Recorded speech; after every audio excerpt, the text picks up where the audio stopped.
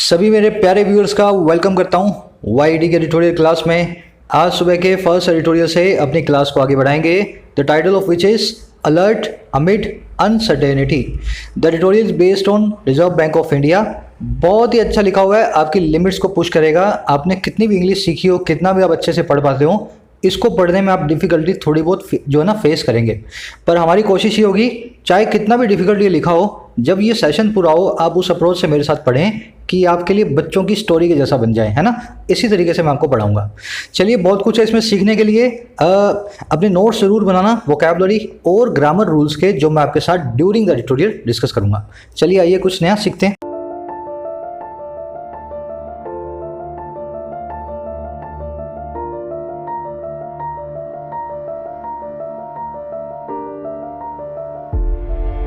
कह रहा है अलर्ट अमिड अनसर्टेनिटी। देखो, अनसर्टेनिटी का मतलब समझे अनिश्चितता। सर्टेन मतलब जो चीज़ पक्की है, अनसर्टेन मतलब जो चीज़ बिल्कुल भी पक्की नहीं है। तो अनसर्टेनिटी का मतलब है जो चीज़ कोई पक्की नहीं है ना, उसके कच्चे पक्के होने की क्वालिटी अनिश्चितता बोलते हैं हिंदी में। इसको डाउट बोल सकते हैं, चेंजेबलनेस बोल सकते हैं, अनप्रिडिक्टेबिलिटी भी बोल सकते हैं। तो कह रहा है अलर्ट आ गया है, अलर्ट का साइन आ गया है, सावधान होने का वक्त आ गया है अनसर्टेनिटी के अमिड, अनसर्टेनिटी के बीच। अब इस वर्ड को समझ ले, अमिड को। इसको जनरली कंफ्यूज किया जाता है इन द मिडल ऑफ को। अमिड और इन द मिडल ऑफ का मतलब एक ही है। आप अमिड की जगह ऐसा भी लिख सकते थे, alert in the middle of uncertainty. तो इन द मिडल ऑफ की शॉर्ट फॉर्म बोलते हैं अमिड। अमिड से मिलता जुलता एक वर्ड है अमिस्ट, इसका मतलब भी अमिड ही होता है। ये पुरानी फॉर्म है, अमिड नई फॉर्म है। दोनों फॉर्म्स को जैसे मर्जी आप यूज़ करना चाहें, दोनों वर्ड्स एक जैसे ही हैं। इसका मतलब होता है बीच में। कह रहे ये होगा पूरा का पूरा on RBI holding interest rates. RBI के होल्ड करने पे, पकड़े रखने पे, आगे नहीं बढ़ने देने पे इंटरेस्ट रेट्स को। चलिए देखते हैं टाइटल पैराग्राफ से। थोड़ा बहुत मैं आपको इकोनॉमिक बैकग्राउंड दूंगा, कैसे इंटरेस्ट रेट काम करती हैं, ताकि आपको समझ में आए। कह रहे the RBI holds interest rates siding concerns about inflation outlook. कह रहे जो आरबीआई है ना हमारा, द आरबीआई, सब सरकारी संस्थाओं के आगे, ऑर्गेनाइजेशंस के आगे, कंपनीज के नाम के आगे द लगता है। तो कह रहे जो द आरबीआई है वो होल्ड करके रखता है, पकड़ के रखता है, आगे नहीं बढ़ने देता है इंटरेस्ट रेट्स को। और कैसे पकड़ता है, इस काम को कैसे करता है वो, हवाला देते हुए, साइड करते हुए उन चिंताओं, कंसर्न्स का जो है इन्फ्लेशन के, महंगाई के आउटलुक के बारे में। आउटलुक का मतलब होता है नज़रिया या आगे की तस्वीर। तो इन्फ्लेशन को लेकर के जो आरबीआई का नज़रिया है या जो भी आगे की तस्वीर है, उस तस्वीर, उस नज़रिए का हवाला देते हुए आरबीआई ने आज की डेट में होल्ड कर लिया है इंटरेस्ट रेट्स को। सेंटेंस सिंपल है, समझ गए होंगे। सेंटेंस के सब्जेक्ट हैं द आरबीआई, सेंटेंस की वर्ब प्रेजेंट इंडेफिनिट टेंस में होल्ड्स। वर्ब की फर्स्ट फॉर्म जब भी सिंगुलर सब्जेक्ट के लिए आएगी, सिंगुलर मतलब एक वचन, जैसे आरबीआई यहाँ पे है ना, सिंगुलर सब्जेक्ट के लिए आएगी वर्ब की फर्स्ट फॉर्म, तो अपने पीछे एस या ईएस को लेगी। अच्छा, ये सेंटेंस के अंदर सब्जेक्ट वर्ब तो आपने देख लिया ना, ग्रीन में सब्जेक्ट है, पिंक में वर्ब है। ये साइडिंग क्या है यहाँ पे, आज का मेन ग्रामर कॉन्सेप्ट मैं आगे लूंगा, अभी मैं आपको थोड़ा सा इंट्रोडक्शन उसका दे देता हूँ। साइडिंग को बोलेंगे यहाँ present participle simultaneous action. RBI ने होल्ड किया इंटरेस्ट रेट को, ये तो आप समझ गए, पर किया कैसे, साथ ही साथ साइमल्टेनियसली दूसरी तरफ इसी वक्त वो दूसरा काम भी कर रहा था जिसका नाम था हवाला देना। समझ गए ना। तो जब ये इंटरेस्ट रेट को होल्ड कर रहा है ना, साथ ही साथ दूसरी तरफ ये हवाला भी दे रहा है, साइड भी कर रहा है इन कंसर्न्स को। इसको क्या बोलते हैं, present participle simultaneous action. Verb के आईएनजी फॉर्म लगा करके इसको बताया जाता है। इसको हम डिटेल में देखेंगे ड्यूरिंग द ट्यूटोरियल। आज के ग्रामर कॉन्सेप्ट को मैंने इसी के ऊपर बेस किया। अब आगे बढ़ने से पहले आपको एक समरी दे देता हूं मैं, किस बारे में लिखा हुआ है आपको मालूम चले। देखो, पहले समझना इंटरेस्ट रेट्स क्या होती हैं। ऐसा समझ लो, आरबीआई के पास है ताकत इंटरेस्ट रेट्स को कंट्रोल करने की। ये इंटरेस्ट रेट्स ये डिफाइन करेंगी कि मार्केट में कितना पैसा रहने वाला है। अगर इंटरेस्ट रेट्स ज़्यादा होंगी तो मार्केट में लिक्विडिटी कम होगी, क्योंकि ब्याज पे पैसा मिलना मुश्किल हो जाएगा, ब्याज की कीमतें बढ़ जाएंगी। तो ये इंटरेस्ट रेट क्या होता है, ब्याज की कीमतें बैंकों के द्वारा जो चार्ज किया जाता है। जैसे ही ये बढ़ती है ना, वैसे ही मार्केट के अंदर लिक्विडिटी कम होती है, नकदी कम हो जाती है। अब आरबीआई क्या करती है, जैसे उसको लगे इकोनॉमी में नकदी की कमी है तो इंटरेस्ट रेट को कम कर देती है, और जैसे लगता है उसको नकदी ज़्यादा है तो इंटरेस्ट रेट को बढ़ा देती है ना। अब इससे होता क्या है, जब जब इंटरेस्ट रेट को कम किया जाता है ना, हमारे देश की इकोनॉमी को हेल्प मिलती है। पर इसका एक साइड इफेक्ट भी है, इन्फ्लेशन बढ़ता है, क्योंकि बाजार में पैसा बढ़ता है, लोगों की जेब में पैसा ज़्यादा हो जाता है। तो इसको बैलेंस करना होता है। अभी कोविड के चलते आरबीआई कई बार इंटरेस्ट रेट्स को कम कर चुकी है ताकि देश की इकोनॉमी को हेल्प मिले, पर इस बार आरबीआई ने बोला है अब और कम नहीं करने वाले हैं एक बार की थोड़ा टाइम वेट एंड वॉच करेंगे, क्योंकि इसको कम करते करते इन्फ्लेशन बढ़ता जा रहा है। समझ गए ना, बस इसी के ऊपर अपना आज का एडिटोरियल बेस्ड है। आरबीआई ने बोला नहीं कम करेंगे इन रेट्स को, ताकि इन्फ्लेशन ना बढ़े और आगे। चलिए शुरू करते हैं आज के एडिटोरियल की। मैं आपको टोन बता देता हूँ। इस टोन को कहते हैं एनालाइजिंग टोन। आप देखेंगे इसने पूरा एनालिसिस किया है पूरे के पूरे एडिटोरियल के अंदर। इंटरेस्ट रेट क्या करेंगी, बढ़ेंगी तो क्या होगा, कम होगी तो क्या होगा, आरबीआई को क्या करना चाहिए, क्या नहीं करना चाहिए। This kind of tone is called analysing tone. कोशिश करेंगे समरी को कमेंट सेक्शन में लिख करके डालने की, हालांकि आज की समरी बहुत कॉम्प्लिकेटेड है। चलिए शुरू करते हैं। वीडियो को एक लाइक देना, चैनल को सब्सक्राइब करना अगर आप नए हैं। मैं ऐसी वीडियोस हर रोज पब्लिश करता हूँ। कह रहे the RBI has prudently decided to keep its powder dry for now, siding the extreme uncertainty that characterises the current outlook for inflation and economic activity. कह रहे जो आरबीआई साहब है ना हमारे, इसने बड़े ही प्रूडेंटली डिसाइड किया है। प्रूडेंट मतलब समझदारी के साथ। कह रहे बहुत ही समझदारी के साथ इसने ऐसा ऐलान कर दिया, डिसाइड कर लिया, फैसला कर लिया है कि ये करेगा अपने पाउडर को ड्राई, ये अपने गन पाउडर को ड्राई रखेगा, ये आने वाले वक्त के लिए वेट एंड वॉच करेगा। इस ईडियम को मैं अभी समझाऊंगा। कह रहे आरबीआई ने सही डिसाइड कर लिया है कि मैं वेट एंड वॉच करूंगा, अभी मैं कोई भी एक्शन नहीं लूंगा। Keep its powder dry. और क्यों? फॉर नाउ, अभी के लिए। अच्छा, कैसे किया आरबीआई ने काम? हवाला देते हुए, साइड करते हुए उस बहुत ही ज़्यादा अनिश्चितता, अनसर्टेनिटी का जो करेक्टराइज करती है, जो बयान करती है करंट आउटलुक को, हाल की तस्वीर को। और ये तस्वीर किसकी? इन्फ्लेशन की और आर्थिक गतिविधियों की, इकोनॉमिक एक्टिविटीज़ की। सेंटेंस रिपीट कर देता हूँ, सिंपल सेंटेंस है, सिंपल शुद्ध हिंदी में बता रहा हूँ, देसी में आपको, है ना। आरबीआई ने बहुत ही समझदारी के साथ डिसाइड कर लिया है कि ये वेट एंड वॉच करेगा, तैयार रहेगा आगे के लिए, अभी के लिए, है ना। आज की डेट में तो कुछ करने वाला नहीं है। और ये इसने डिसाइड किया ना, इस चीज़ का हवाला देते हुए जो बहुत ज़्यादा अनसर्टेनिटी है, अनिश्चितता है, जो वो अनिश्चितता जो बयान करती है, करेक्टराइज करती है, डिस्क्राइब करती है हाल के आउटलुक को, हाल की बड़ी तस्वीर को, इन्फ्लेशन को लेकर के, महंगाई को लेकर के और आर्थिक गतिविधियों को लेकर के। देखो ऐसे ही पढ़ा जाता है इकोनॉमिक एक्टिव जो है ना एडिटोरियल्स। आप लोग जो परेशान होते हो ना, सर मेरे को तो समझ में नहीं आता, अब मैं आपके सामने खोल के बता रहा हूँ कैसे कैसे चीज़ें आपस में जुड़ी होती हैं इकोनॉमी के अंदर। सेंटेंस में देखने वाली चीज़ों पे आते हैं। पहले आप सारे मेरे साथ वोकैब देख लो। प्रूडेंटली मतलब समझदारी के साथ। इस वर्ड को याद रखने की ट्रिक बताता हूँ। आईसीआईसीआई प्रूडेंशियल ऐसे कुछ प्लान्स आते हैं ना, किसके होते हैं वो? इसके होते हैं अपने इंश्योरेंस प्लान्स। आईसीआईसीआई प्रूडेंशियल नाम से कुछ प्लान्स आते हैं, तो वो इसी से बने हैं, प्रूडेंट वर्ड से। क्योंकि इंश्योरेंस लेना समझदारी की बात है, इसीलिए वो आईसीआईसीआई प्रूडेंट या आईसीआईसीआई प्रूडेंशियल प्लान होते हैं। तो प्रूडेंट वर्ड को ऐसे याद रखें, जो चीज़ समझदारी से भरी हो। कीप इट्स पाउडर ड्राई एक ईडियम होती है, इसका मतलब होता है आपका पहले क्या होता था, पहले जो है ना बंदूकें नहीं होती, बंदूकों में गोलियां नहीं डलती थी, गन पाउडर डलता था। यूँ समझ लो, ऐसे ही जो है ना रेडीमेड बुलेट्स जो है ना बहुत बाद में मिलने लगी हैं। तो पहले गन पाउडर को वो हमेशा ड्राई करके रखते थे, ताकि जब जरूरत पड़े इसको जो है ना अपनी उसमें बंदूक में डाल करके फायर करना हो, फायर करें। अगर आपका गन पाउडर ड्राई नहीं है, अगर आपका गन पाउडर जो है गीला है, तो आपकी बंदूक में फायर नहीं होगा। तो ऐसा कहा जाता था अपने गन पाउडर को हमेशा ड्राई रखें, जब भी आपको फायर करना हो आप फायर करें। वहाँ से इस ईडियम को हमने उठा लिया। अगर आप अपना गन पाउडर ड्राई रखते हैं तो इसका मतलब ये है आप तैयार बैठे हैं, कुछ करेंगे नहीं, पर जब वक्त आएगा उसका वक्त के लिए आप तैयार हैं। समझ गए ना ईडियम कैसे बनी है? To keep your gunpowder, to keep your powder dry. Siding यहाँ पे अगेन प्रेजेंट पार्टिसिपल है, साइमल्टेनियस सेक्शन है। कैरेक्टराइज करना मतलब किसी चीज़ के कैरेक्टर को बताना, जस्ट ए मिनट, कैरेक्टर को बताना, डिफाइन करना। चलो आगे बढ़ते हैं।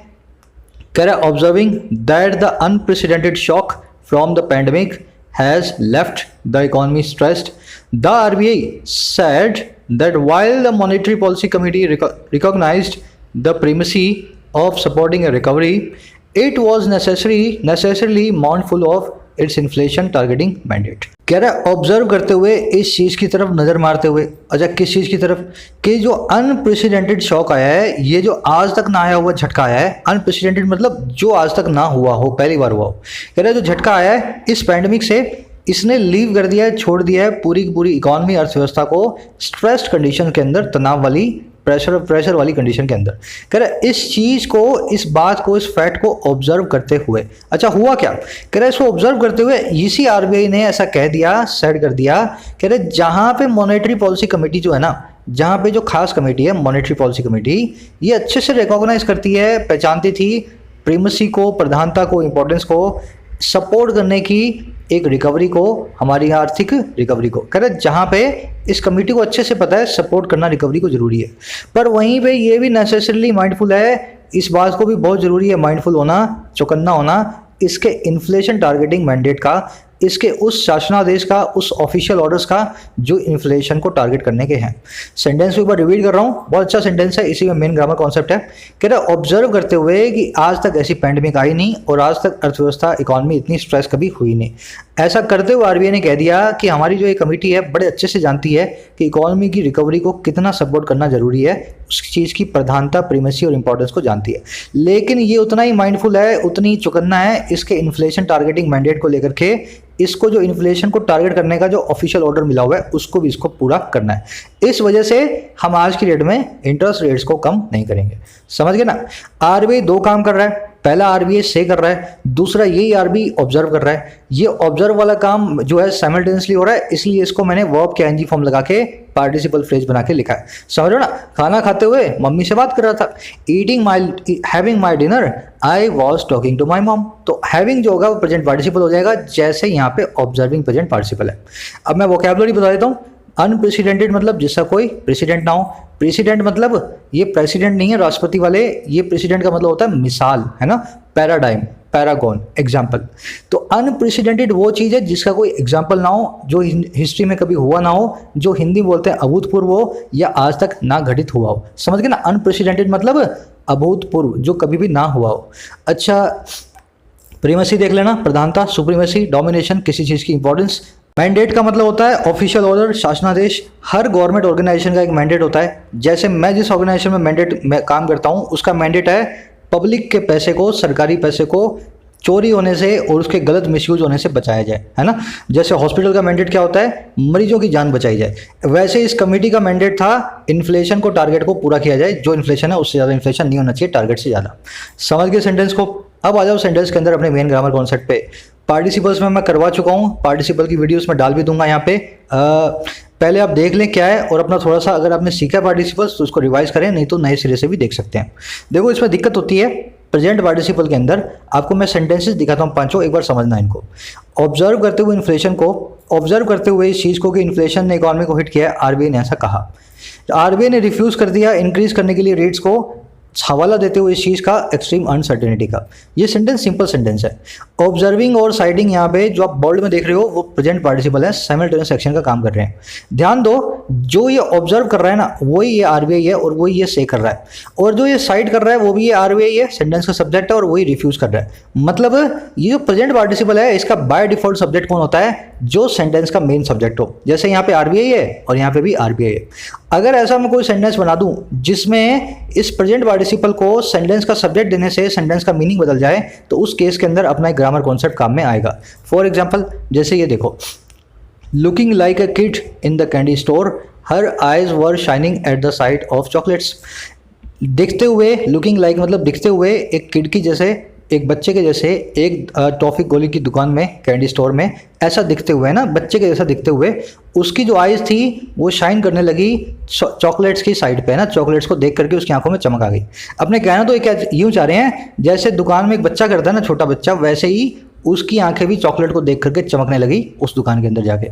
अब दिक्कत क्या है? प्रेजेंट पार्टिसिपल है लुकिंग, लुकिंग का बाय डिफॉल्ट सब्जेक्ट होगा हर आइज। अब ये बताओ क्या उसकी आइज बच्चे की तरह दिख रही थी या वो खुद बच्चे की तरह दिख रही थी? सर वो खुद बच्चे की तरह दिख रही थी। लड़की की आंखें बच्चे की तरह नहीं थी, वो लड़की बच्चे की तरह बिहेव कर रही थी, है ना। तो हर आइज जो है इसका गलत सब्जेक्ट बना दिया हमने। इस लुकिंग को हमें दूसरा एक सब्जेक्ट देना पड़ेगा प्रेजेंट पार्टिसिपल को। ये प्रेजेंट पार्टिसिपल वाला सेंटेंस गलत है अपने आप के अंदर, समझ गए ना। क्योंकि प्रेजेंट पार्टिसिपल को जो सब्जेक्ट आपने दिया है बाय डिफॉल्ट वो उसका सही सब्जेक्ट नहीं है, उसका ट्रू सब्जेक्ट कोई और है।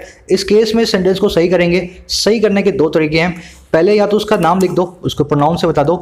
She looking like a kid in the candy store, she looking like a kid in the candy store, her eyes were shining at the side of chocolates. पहला तरीका तो ये। दूसरा तरीका ये, while she was looking like a kid in the candy store. Her eyes were shining at the site of the chocolates. समझ गए ना? तो दोनों में से आप कुछ भी काम कर सकते हैं, चाहे शी लगा के छोड़ दें, चाहे लगा दें while she was looking like a candy kid in the candy store। वैसे ही आप अगले सेंटेंस को देखो, देखो बहुत खूबसूरत कॉन्सेप्ट है, अगर जिसको समझ में आता है ना उसको मालूम चलता है, रीजनिंग समझ में आती है उसको, ये रीजनिंग वाला कॉन्सेप्ट है ना। जैसे the sky was a brilliant blue walking down the street. जब मैं सड़क स्ट्रीट पे वॉक डाउन कर रहा था मैंने देखा स्काई एक ब्रिलियंट ब्लू था, है ना, एकदम नीला आसमान था जब मैं स्ट्रीट पे वॉक कर रहा था। दिक्कत क्या हुई? स्काई हमारा सब्जेक्ट है, क्या ये बता दो ये स्काई जो सब्जेक्ट है ये वॉकिंग डाउन नाम के प्रेजेंट पार्टिसिपल का डूअर है? नहीं सर, वॉक डाउन तो मैं कर रहा था और नीला आकाश था। अगर मैं वॉक डाउन कर रहा था तो मैंने सब्जेक्ट दे दिया वॉक डाउन को स्काई।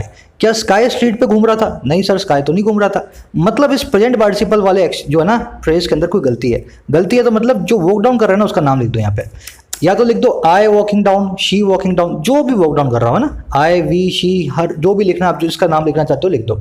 दूसरा ऐसा लिख सकते हो व्हाइल आई या शी या ही जो भी was walking down the street the sky was a brilliant blue.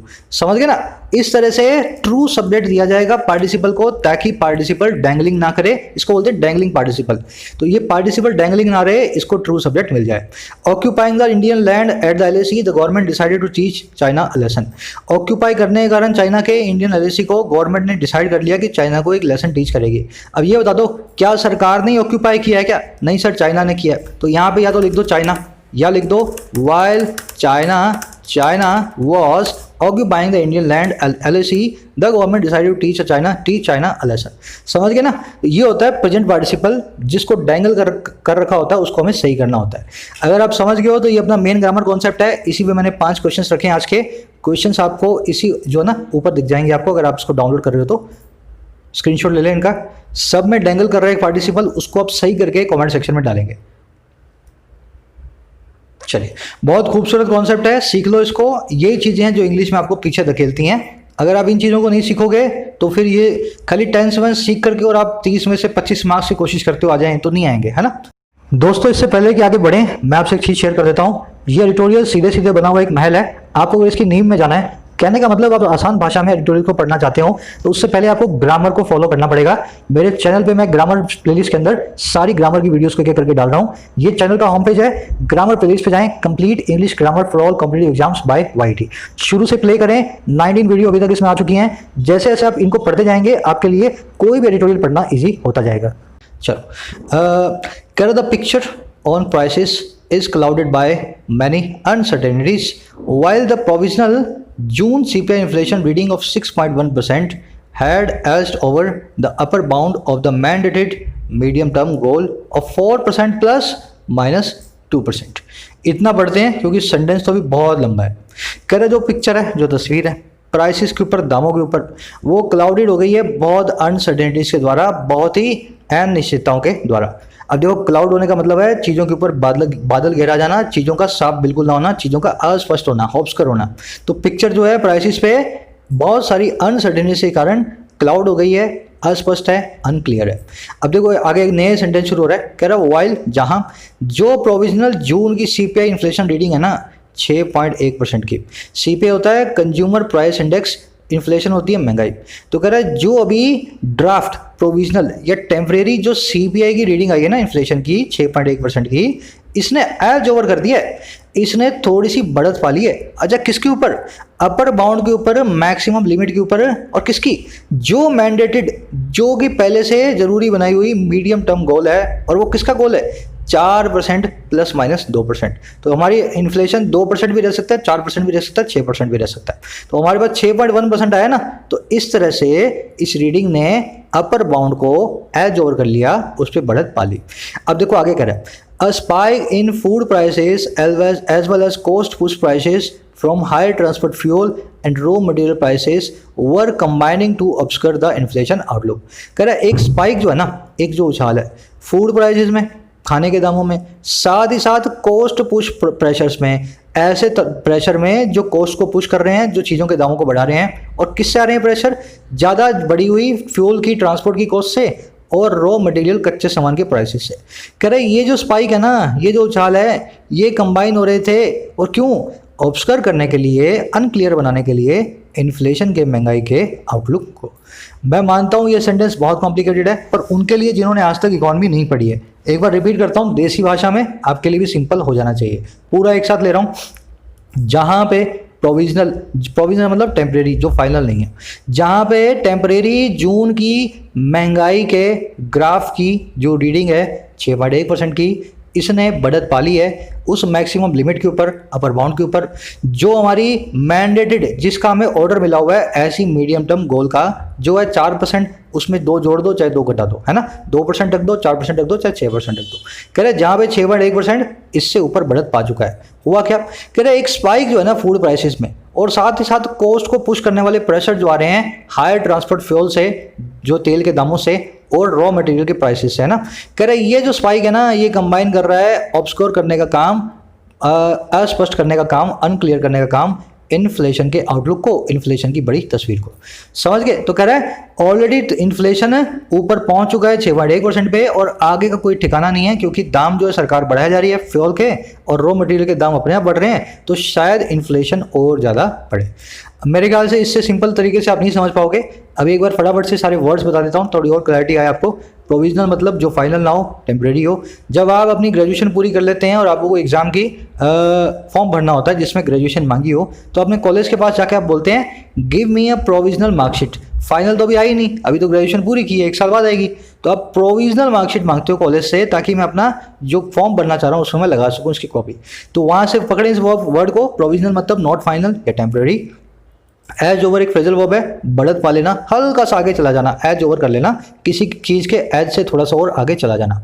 Upper bound को बोलते हैं मैक्सिमम लिमिट, इसको आप सीलिंग भी बोलते हैं इंग्लिश में, सीलिंग, है ना, मैक्सिमम लिमिट।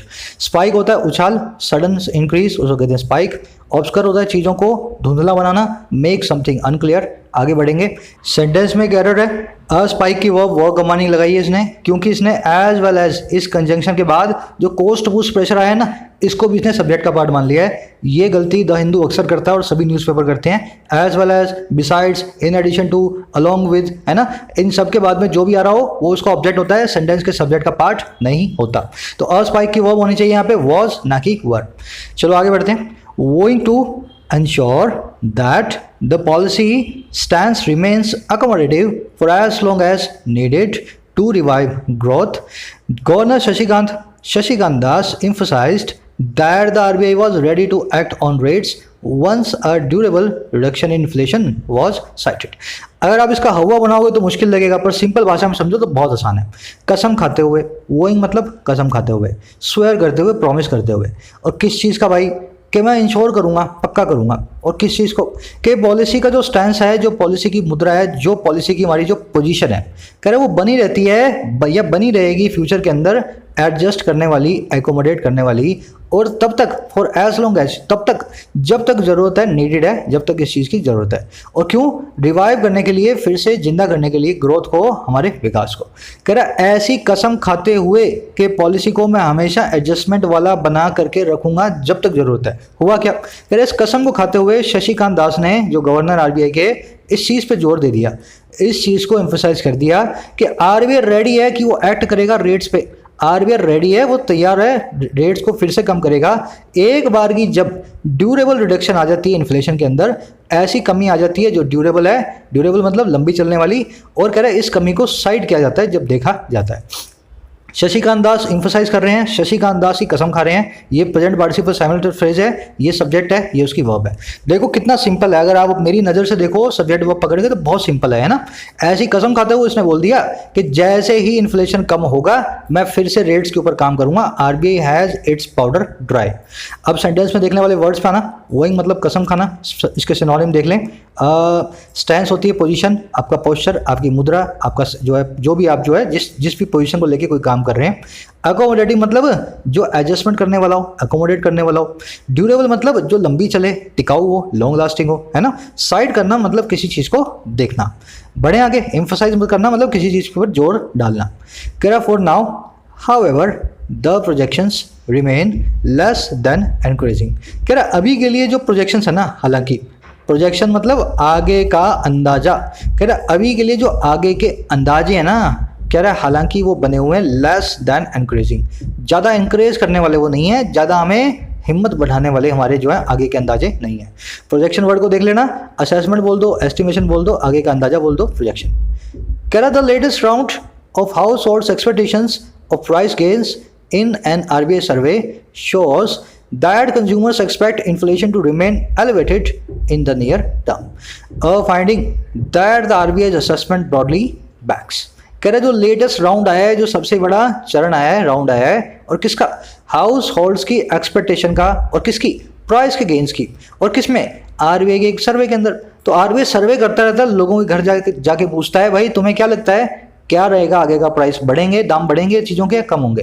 तो कह रहा है उसका जो लेटेस्ट राउंड आया है ना सर्वे का, कह रहा है वो शो करता है, वो ऐसा दिखाता है कि हमारे जो कंज्यूमर्स हैं, जो हमारे उपभोक्ता हैं, वो एक्सपेक्ट करते हैं, ऐसी आशा रखते हैं इन्फ्लेशन से बने रहने की, एलिवेटेड चढ़ा हुआ, ऊपर उठा हुआ, नियर टर्म के अंदर, अगले थोड़े से वक्त के अंदर।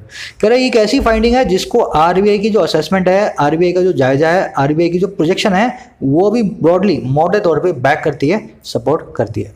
सवाल के सेंटेंस को, आरबीआई ने सर्वे करवाया, सर्वे के अंदर कंज्यूमर्स ने बोला हम एक्सपेक्ट करते हैं इन्फ्लेशन बढ़ा रहेगा आगे आने वाले थोड़े वक्त के लिए, और इसी बात को, इसी फाइंडिंग को आरबीआई भी मोटे तौर पे अपनी असेसमेंट के अंदर बैक करता है, इसी बात को आरबीआई भी दोहराता है।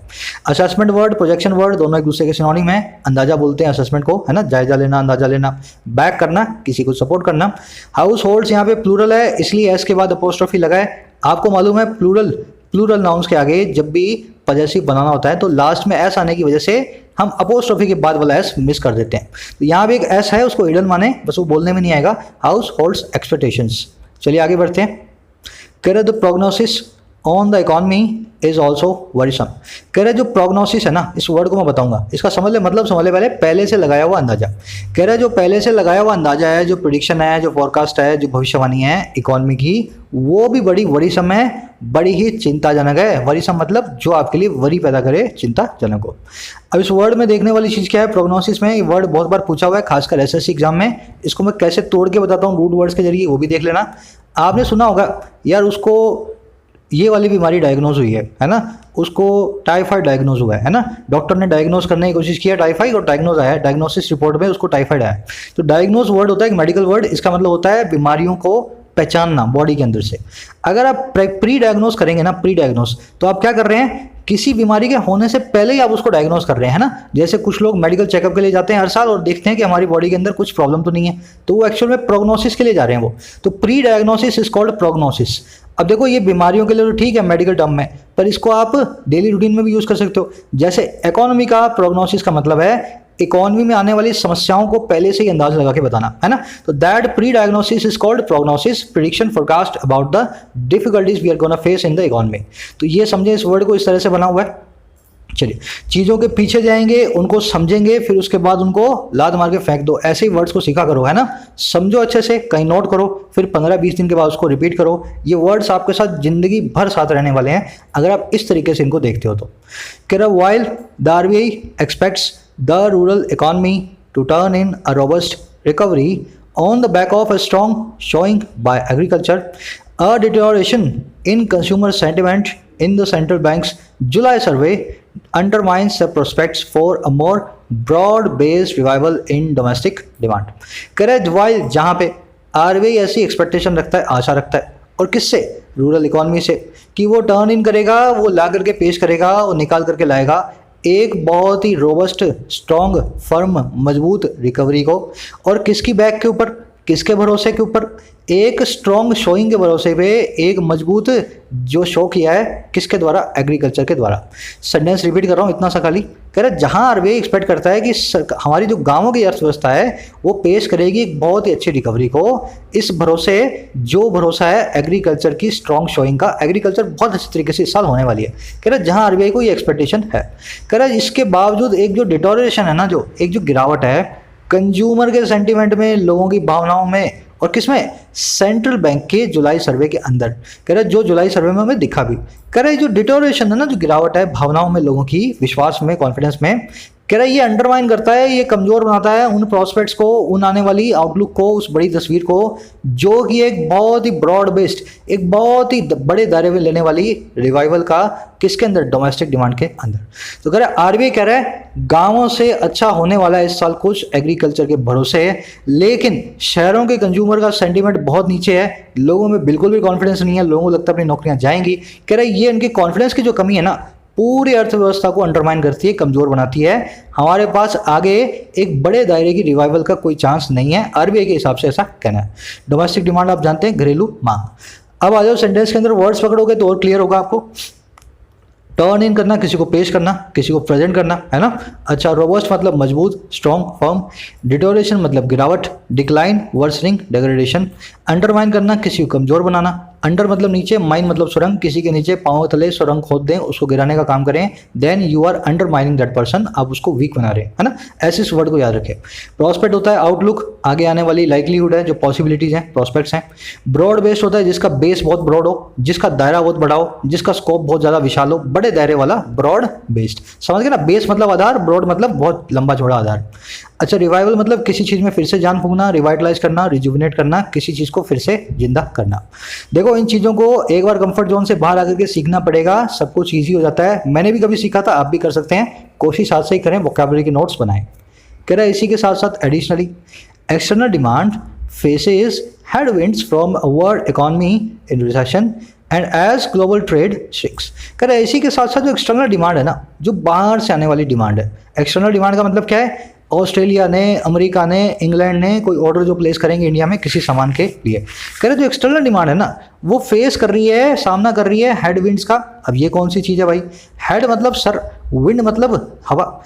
जब आप सामने जाएंगे ना तो एक हवा आएगी सामने से, जब आप तेज चलेंगे तो वो हवा आपको पीछे धकेलेगी, आपको आगे जाने से रोकेगी।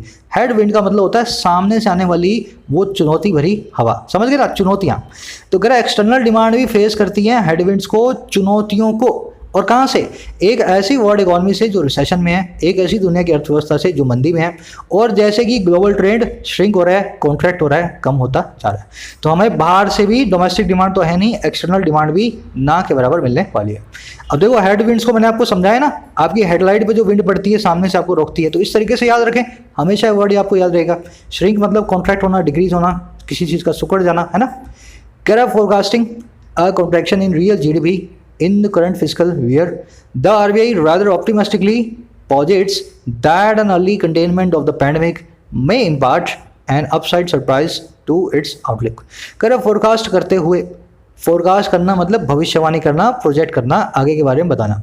तो कह रहा है प्रोग्नोसिस करते हुए, भविष्यवाणी करते हुए, फोरकास्ट करते हुए, प्रिडिक्ट करते हुए एक कमी को, सिकुड़न को हमारी सही रियल जीडीपी में इस करंट हाल में चालू फिस्कल ईयर के दौरान, फाइनेंशियल ईयर के दौरान, कह रहा है इसको फोरकास्ट करते हुए। कह रहा है अब ये आरबीआई जो है ना, बजाय ऑप्टिमिस्टिकली, इस चीज़ के बजाय, कॉन्ट्रैक्शन के बजाय ऑप्टिमिस्टिकली, आशावादी तौर पे पॉजिट करता है, इस चीज़ को सोचता है। दैट वो क्या, कि एक अर्ली जो कंटेनमेंट है, एक फटाफट जल्दी जल्दी आने वाली जो रोकथाम है इस बीमारी की, पैंडेमिक की, हो सकता है इम्पार्ट कर दे, हो सकता है हमें ला करके दे दे। क्या ला करके दे दे, एक अप साइड सरप्राइज को, एक अच्छे सरप्राइज को, इसके आउटलुक के लिए, इसके बड़ी तस्वीर के लिए। समझ गए सेंटेंस को। आरबीआई कह रहा है जीडीपी तो कम होगी, पर बावजूद इसके वो रादर इस चीज़ के बावजूद ऑप्टिमिस्टिकली इस चीज़ को भी मान रहा है, सपोज कर रहा है कि अगर फटाफट वायरस रुक गया, इसको हमने कंटेन कर लिया, तो ये हमारे लिए अच्छे सरप्राइज, अप साइड सरप्राइज लेकर के आएगा इकोनॉमी के आउटलुक के लिए। अब वर्ड्स देख लेते हैं। साइमल्टेनियस एक्शन क्या है यहाँ पे, फोरकास्टिंग। आरबीआई की मेन वर्ब क्या है, पॉजिट। तो आरबीआई पॉजिट कर रहा है, साथ साथ यही चीज फोरकास्ट भी कर रहा है। पॉजिट करना मतलब सपोज करना, हाइपोथेसाइज करना, मान लेना, कंसीडर कर लेना। तो आरबीआई ने इस चीज को मान लिया है। इम्पार्ट करना मतलब देना, कम्युनिकेट करना, कन्वे करना, है ना, कोई नॉलेज देना, कोई मैसेज देना, करना, इम्पार्ट करना। तो ये पैंडेमिक को रोकने का काम ये इम्पार्ट करेगा, मैसेज देगा हमें, क्या, जो फटाफट जो है एक सरप्राइज आएगा, अच्छा वाला अपसाइड। देखो मानता हूँ थोड़ा सा कॉम्प्लिकेटेड है, लेकिन इसमें डिस्करेज होने वाली बात नहीं है। ऐसा सोचे एक इंसान ने इसको लिखा है, एक इंसान ही मुझे पढ़ा रहा है, और मैं भी इंसान हूँ, मैं इसको पढ़ भी सकता हूँ। आज का ट्यूटोरियल थोड़ा कॉम्प्लिकेटेड है, मुझे इसको कम से कम 5 मिनट देने पड़े इसको फुल, इसको एक बार थोरोली एनालिसिस करने के लिए। जनरली मैं इसको फटाफट फास्ट पढ़ता हूँ किसी भी ट्यूटोरियल को, तो मुझे 2-2.5 मिनट में ट्यूटोरियल पूरा हो जाता है मेरा, है ना। इसको मुझे 5 मिनट देने पड़े, क्योंकि कुछ ऐसी स्ट्रक्चर्स मुझे दिखी यार, मुझे लगा इसको तो खास फोकस हमें देना पड़ेगा। तो हिम्मत रखें, सीख सकते हैं आप भी। करें interestingly, its analysis of the macroeconomic environment skirts the potential challenges that heightened tensions with China, one of India's largest trading partners, and in recent years a source of inbound capital, foreign capital, could pose to the economy. लंबा sentence है, ध्यान से देखना। कह रहा है interestingly, बड़ी interest वाली बात ये है। अच्छा, क्या रुचि वाली बात है कि इसका जो एनालिसिस है ना, इसका जो है विश्लेषण है, एनालिसिस है ना, और किसका? मैक्रो इकोनॉमिक एनवायरनमेंट का। मैक्रो मतलब मोटे तौर पे, इकोनॉमिक मतलब आर्थिक, एनवायरनमेंट मतलब पर्यावरण। तो कह रहा है मोटे तौर पे हमारे आर्थिक जो इकोनॉमिक जो एनवायरनमेंट है उसका जो एनालिसिस है वो करता है स्कर्ट। अब देखो, स्कर्ट एक पहनने वाली होती है, एक स्कर्ट होती है वर्ब। इसका मतलब होता है किसी चीज़ को अवॉइड करना, उसकी बाउंड्री के चारों तरफ घूमना। तो कह रहा है इसका इंटरेस्टिंगली जो एनालिसिस है वो बिल्कुल भी अपने अंदर इंक्लूड नहीं करता है, अवॉइड करता है किसको? उन पोटेंशियल चैलेंजेस को, उन संभावित चुनौतियों को जो कि हाइटेंड टेंशन विद चाइना, जो कि बढ़ी हुई तनाव चाइना के साथ। अब ये चाइना कौन सा है? इंडिया का लार्जेस्ट ट्रेडिंग पार्टनर्स में से एक ट्रेडिंग पार्टनर, इंडिया के सबसे बड़े व्यापारी देशों में से एक व्यापारी देश। और कह रहे जो रिसेंट ईयर में सोर्स भी है, एक स्रोत भी है, उस जरिया भी है इन बाउंड फॉरेन कैपिटल का, इनकमिंग फॉरेन कैपिटल का। कह रहे ये जो हाइडेंड टेंशन है ना, ये पॉज कर सकती हैं, खड़ा कर सकती हैं चुनौतियां, और किसके लिए? इकोनॉमी के लिए। सेंटेंस एक बार रिपीट कर रहा हूँ, सिंपल सेंटेंस है। करेंट इंटरेस्ट की बात यह है कि इसका जो विश्लेषण है मोटे तौर पे इकोनॉमिक एनवायरनमेंट का, वो अवॉइड करता है पूरी तरीके से उन संभावित चैलेंजेस को जो कि हाइटेंड टेंशन विद चाइना है ना, पॉज कर सकती हैं, खड़ा कर सकती हैं हमारी अर्थव्यवस्था के लिए। अब बीच में क्या बताया? चाइना वो है जो इंडिया के सबसे बड़े ट्रेडिंग पार्टनर्स में से एक है, और हाल के ईयर्स में, रिसेंट ईयर्स में एक स्रोत भी रहा है, सोर्स भी रहा है, जरिया भी रहा है इनकमिंग फॉरेन कैपिटल का। भारत में, इंडिया में चाइना से बहुत सारी फॉरेन कैपिटल भी आती है।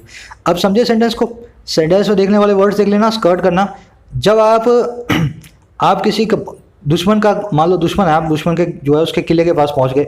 अब किले के अंदर आप घुस नहीं रहे क्योंकि आपको किले के अंदर घुसने में डर लग रहा है। आपको लग रहा है कि मेरे पीछे जब लोग आएंगे तब मैं किले के अंदर जाऊंगा, पर आप पीछे भी नहीं जा रहे। तो आप क्या कर रहे हो? किले के चारों तरफ घूम रहे हो।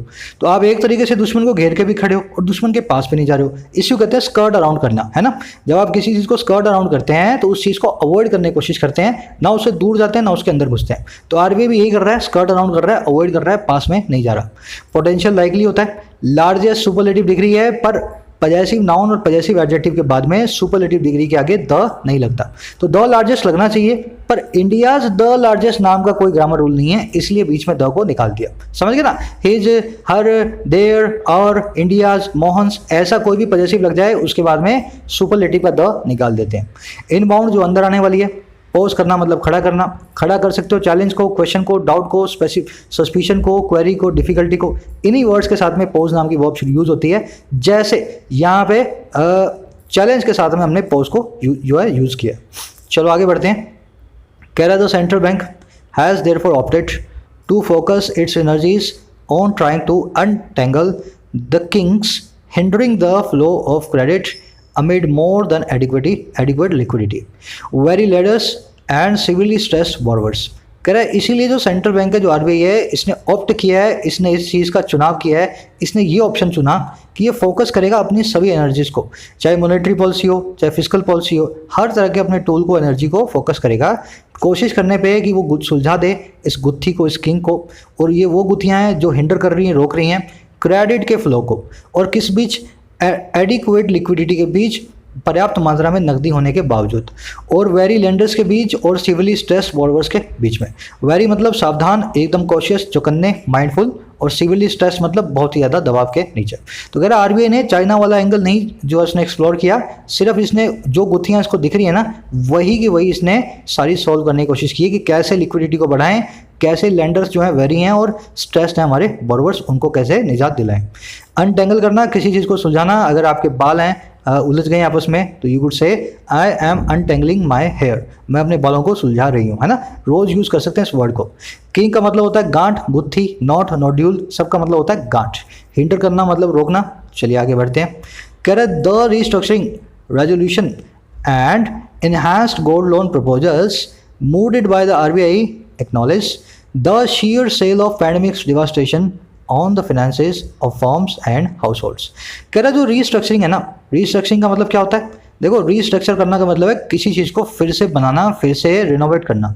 तो एक रीस्ट्रक्चरिंग है और रेजोल्यूशन है और बढ़े हुए गोल्ड लोन्स हैं। इन सब के प्रपोजल्स। तो इस 3 टाइप के प्रपोजल दिए आरबीआई ने, गोल्ड लोन को बढ़ा देंगे, थोड़ा रिस्ट्रक्चर कर देंगे, नए रिजोल्यूशन लाएंगे, है ना। तो ऐसी जो तीनों चीज़ें हैं ना, जिनको मूड किया आरबीआई ने, जिनको विचारा है, थॉट डेलिब्रेट किया है, थिंक किया है केयरफुली, कह रहा है इन तीनों ने ना ये एक्नॉलेज किया है उस निरी शेयर, उस प्योर और उस एक्सेसिव स्केल को, लेवल को, जो है इस महामारी के डिवास्टेशन का, इस महामारी की तबाही का, फिनांसिस के ऊपर, फर्म्स के, हमारी फर्मों के, और हाउस होल्ड्स, हमारे घरेलू घरों के। तो इन तीनों चीज़ों ने जो आरबीआई ने सोची है कि वो करेगा, इन्होंने एक्नॉलेज कर लिया, मान लिया है कि बहुत ही बड़ी तबाही इस फाइनेंसिस पे की है इस पैंडमिक ने, ना केवल हमारे व्यापारों पे बल्कि हमारे घरेलू फाइनेंसिस के ऊपर भी। मूड करना, किसी चीज़ को विचारना, केयरफुली थिंक करना। मूड एक एडजेक्टिव भी होता है, उसका मतलब होता है एक कंट्रोवर्शियल चीज। The mood question is the controversial question is, है ना। विवादास्पद को एडजेक्टिव फॉर्म में मूड भी बोला जाता है। तो दोनों काम करती है, वर्ब भी है, एडजेक्टिव भी है। शेयर का मतलब है निरा, प्योर। चलिए आगे बढ़ते हैं। डिवास्टेशन मतलब तबाही। कह the honours now is on governor Das to ensure that the stability of the financial sector is safeguarded even as loan terms are reset to protect otherwise viable businesses। कह रहा जो ऑनर्स है, जो जिम्मेदारी है, जो रिस्पॉन्सिबिलिटी है, और कब भाई, अब नाउ। कह रहा वो है दास साहब पे, गवर्नर साहब पे, और वो इस चीज़ की को पक्का करें कि एक स्थिरता, एक स्टेबिलिटी, एक बैलेंस जो है फाइनेंशियल सेक्टर में वो सेफगार्ड होता है, वो महफूज बनाया जाता है। यहाँ तक कि जब लोन टर्म्स है ना, जो लोन की जो कार्यकाल हैं, टर्म्स हैं, वो रीसेट होती हैं, उनको फिर से बनाया जाता है ताकि प्रोटेक्ट किया जा सके ऐसे बिजनेसेस को जो वाइबल हैं, जो कि आगे चलने लायक है। तो कह रहा है लोन सबके रीस्ट्रक्चर होंगे, बिजनेसेस के पास पैसा नहीं है लोन के पैसों को चुकाने के लिए, तो उनकी टर्म्स भी रीस्ट्रक्चर होंगी। तो कह रहा है जब ये सब काम हो रहा है ना, ऐसे वाइबल बिजनेसेस का, चलने लायक बिजनेस का, तो सारा ओनर्स दास साहब के ऊपर है कि कैसे फाइनेंशियल सेक्टर की स्टेबिलिटी को बना करके रखते हैं। सेफ गार्ड करना, किसी को सेफ प्लस गार्ड, महफूज भी करना और सेफ भी करना है ना, गार्ड भी करना। तो सेफ गार्ड मतलब किसी चीज़ को पक्का बनाना, महफूज तरीके से। वाइबल मतलब चलने लायक। करे any harm to financial stability risk undermining the economy as a whole. करे कोई भी चोट है ना, कोई भी हार्म है, नुकसान है फाइनेंशियल स्टेबिलिटी को, वो रिस्क करता है कि अंडरमाइन कर देगा पूरी इकोनॉमी को एज अ होल। अंडरमाइन करना आप जानते हैं, किसी चीज़ को कमज़ोर बनाना। तो अगर फाइनेंशियल स्टेबिलिटी ज़रा से भी हिली तो पूरी इकोनॉमी कमज़ोर बन जाएगी। ऑनर्स वर्ड को देख लें, कई बार बताया मैंने आपको। ऑन मतलब ऊपर, अस मतलब हम। जो चीज़ हमारे ऊपर है वही रिस्पॉन्सिबिलिटी है, इसीलिए ऑनर्स का मतलब भी होता है रिस्पॉन्सिबिलिटी। कॉम्प्लिकेटेड था मानता हूँ, पर मुझे खुशी होती है ऐसे एडिटोरियल्स पढ़ा करके और आपको कुछ सिखा करके। इसमें से अगर आपने 40% भी सीखा होगा ना, तो ये आपकी 2 दिन की लर्निंग है जो आपने आधे पौने घंटे मेरे साथ ली है। आप खुद से कोशिश करके देखो इस एडिटोरियल को, अगर आपने थोड़ी सी भी इंग्लिश में प्रॉब्लम है आपको, तो आपको 1 वीक लगेगा पूरे तरीके से एनालिसिस करने में। तो अगर आप सीख सकते हैं ना 40%, that is a good thing. Discourage बिल्कुल भी ना हो, धीरे धीरे आप इस लेवल पे आएंगे।